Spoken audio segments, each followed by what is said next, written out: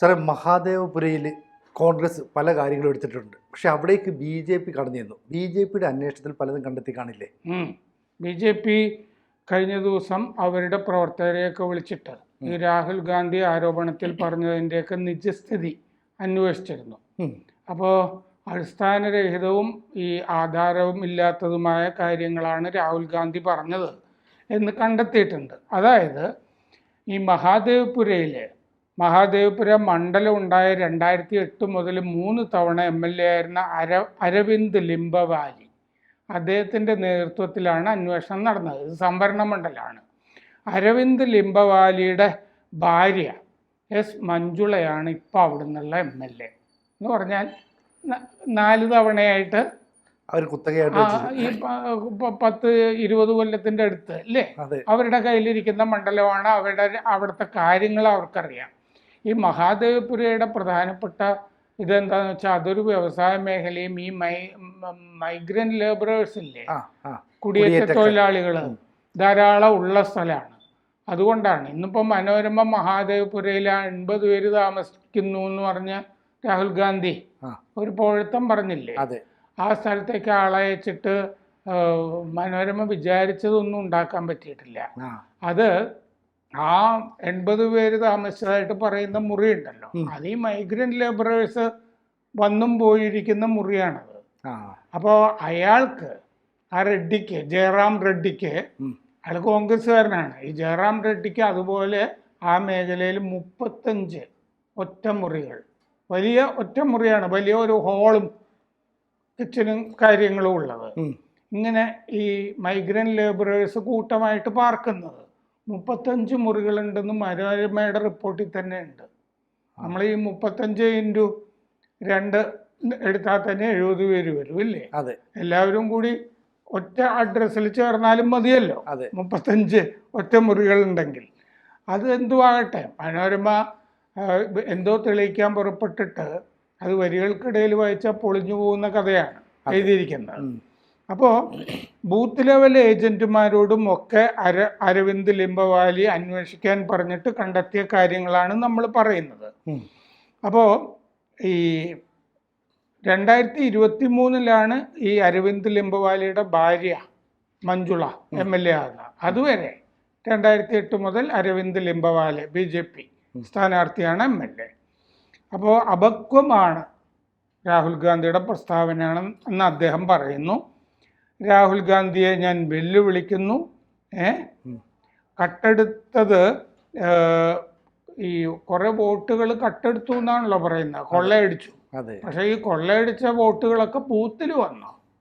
അതൊന്ന് രാഹുൽ ഗാന്ധി വെളിപ്പെടുത്തിയാൽ കൊള്ളാം.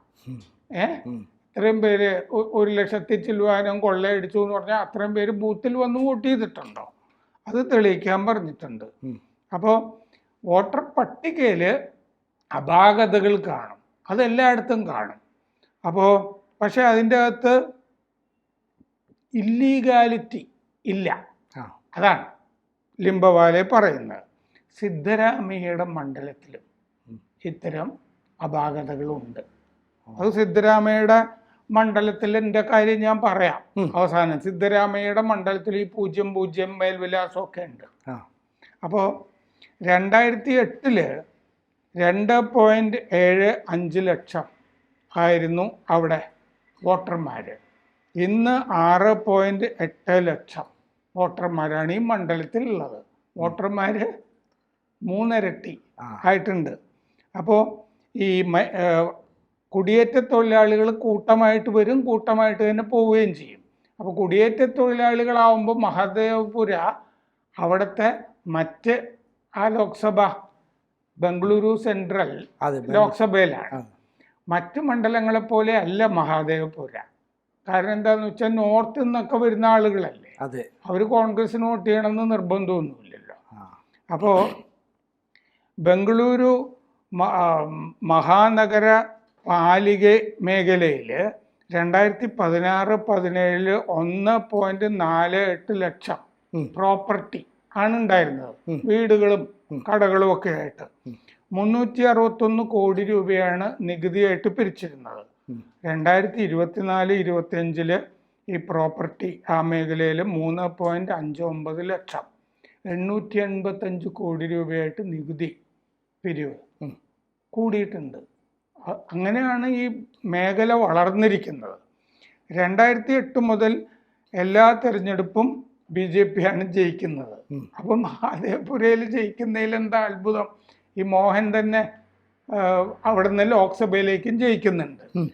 അപ്പോൾ 3 തവണ 1 ലക്ഷത്തിലധികം വോട്ടിനാണ് ജയിച്ചിരിക്കുന്നത്. 2019 ഇതുപോലെ തന്നെയാണ് സംഭവിച്ചത്.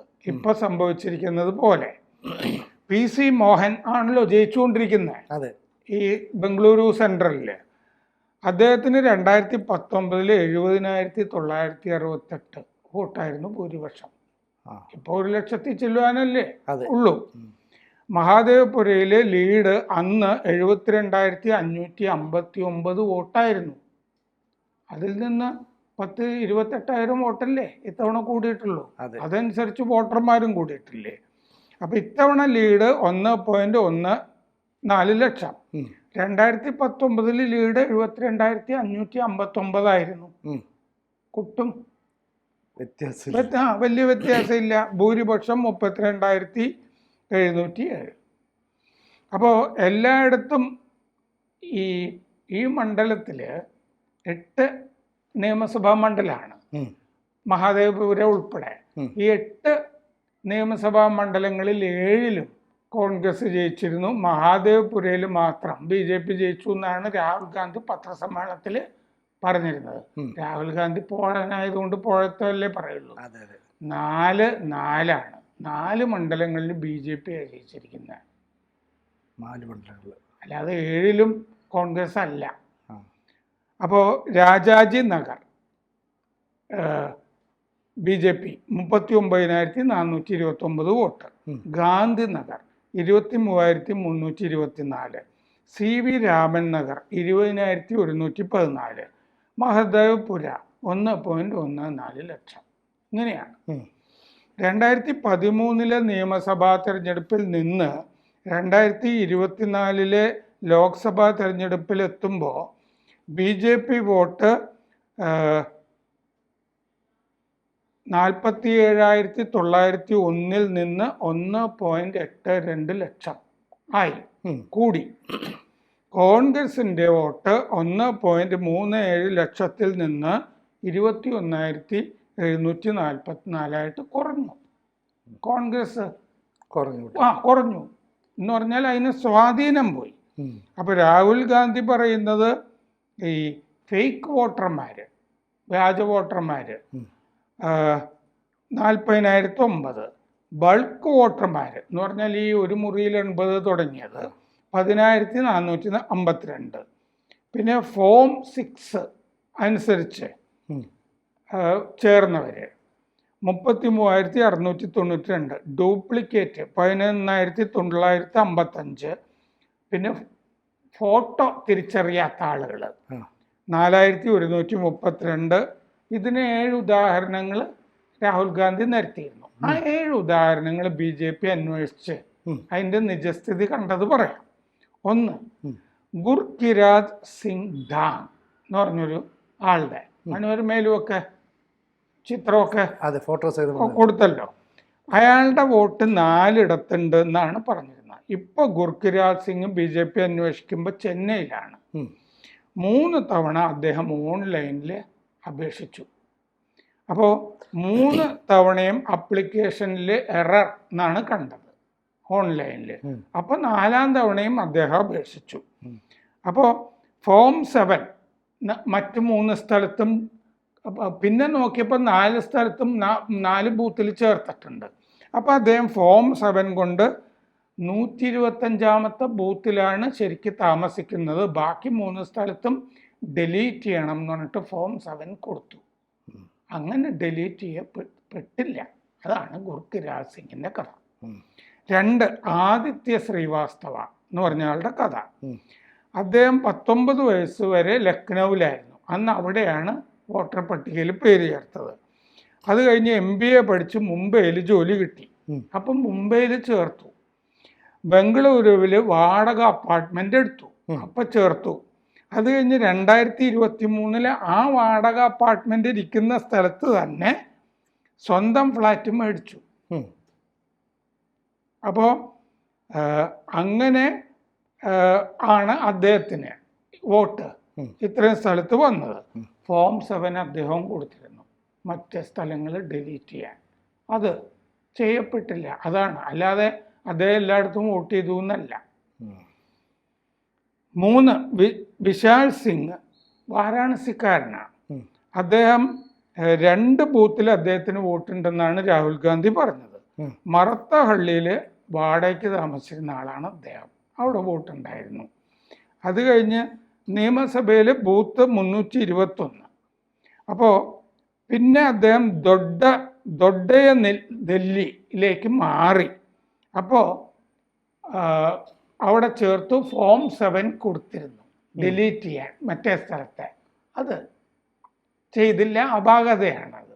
അതല്ലാതെ BJP കൊണ്ടുപോയി ചേർത്തിട്ടുള്ളതല്ല. 4 ഈ വിലാസമില്ല 00 എന്നൊക്കെ കാണുന്നു വിലാസത്തിൻ്റെ സ്ഥാനത്ത് എന്ന് പറയുന്നത്. ഇതാണ് ഫേക്ക് എന്ന് പറയുന്നത്. അവരെല്ലാവരും വിലാസം കൊടുത്തിരുന്നു.